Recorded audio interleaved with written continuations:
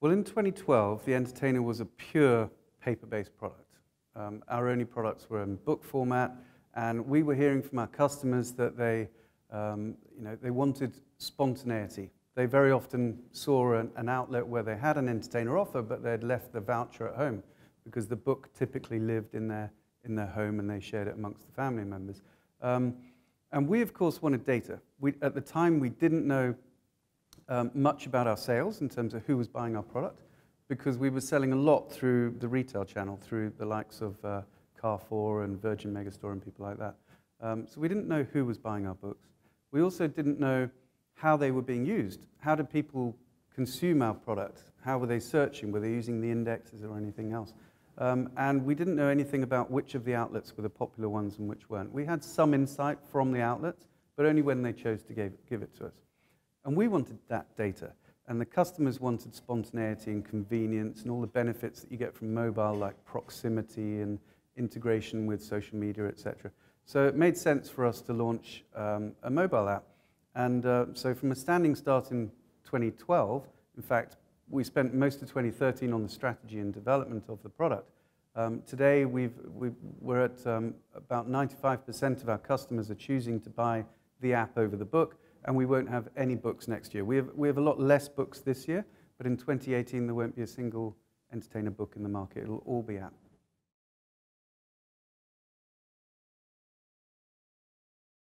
Sure, so the data, there's kind of different sides to this. One part of using data is for business intelligence, to make better business decisions. And we have some very key metrics in the company that we monitor on a real-time basis, and it helps us to make better decisions. And we use a tool called Tableau for the visualization of that data in terms of business intelligence. Another side of the data is what can we do to make the products more relevant to our customers. So we're building out machine learning tools to achieve artificial intelligence so that we can make the app more relevant to each individual person the more they use it. So, and obviously, the more they use the app, the more relevant it will get, because it's a continuously learning cycle, and the more data inputs you get, the better relevance you get. So those are two core examples. And the other thing I'd say is that our merchants are a very important customer group to us. And the value that we bring merchants needs to be measured. And I think it's our responsibility to measure that value and report back to them on what sort of a job we're doing in terms of driving them the right kind of footfall in a timely manner. So the data cuts across all different parts of the business. And the other big part is the B2B side, which is our Connect business. We work with a lot of large corporate clients to provide them with both incentives for staff and rewards and loyalty for their customers.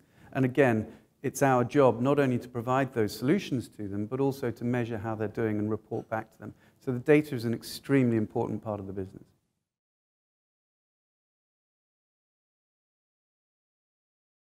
Well, I think it cuts all the way through the company. The first thing that we learned very quickly is that it's a culture. It's not a technology, it's not a methodology, it's not even a strategy, it's a culture. Everything needed to change in our company, right the way from the very top management all the way through the business. And the way in which we create our products and the way in which our salespeople go out and achieve all these really good sales and everything, the tools they have, it's all connected. So everything is connected, and it runs through the company. So the tools our salespeople use then has a knock-on workflow, so that when an opportunity is closed won, it triggers another department in the company who then do the content capture, all the attributes that are required for the detailed search and discovery of a great user experience in the app, quality control on that, translations on that, which then has a knock-on effect to publishing those offers out to the customers through the web and all the different apps we have, through to measuring how people do it, measuring how people are using the app and the terms they're using to search. So I think it's the key point I would make is that it's absolutely connected and it runs through every single part of the business and has to be a cultural thing.